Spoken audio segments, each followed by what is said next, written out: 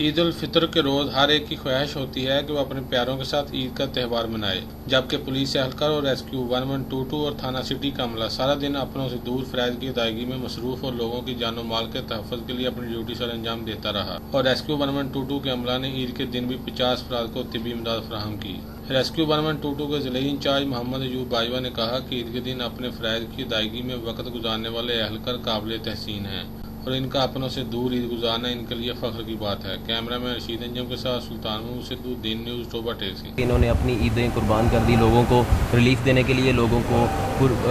Facilitate کرنے کے لیے، لوگوں کو اس عید کو پوری طرح انجوائے کرنے کے لیے، ان کے ہر دکھ سکھ کو کور کرنے کے لیے انہوں نے اپنی عید لوگوں کے لیے قربان کر دی۔ تو میں سمجھتا ہوں یہ بڑی قربانی ہے کہ یہ بھی ینگ لوگ ہیں، یہ بھی مطلب ان کا بھی دل کرتا ہے کہ یہ عید کریں، انجوائے کریں، لیکن انہوں نے اپنی عید جو ہے اپنی ڈیوٹی کو بہتر طریقے سے پرفارم کر رہے ہیں اور اپنی عید جو ڈیوٹی ہے اس کو انہوں نے مین سمجھا ہے، نہ کہ مطلب اپنی جو انجوائے ہیں یا آسائشیں ہیں ان کو۔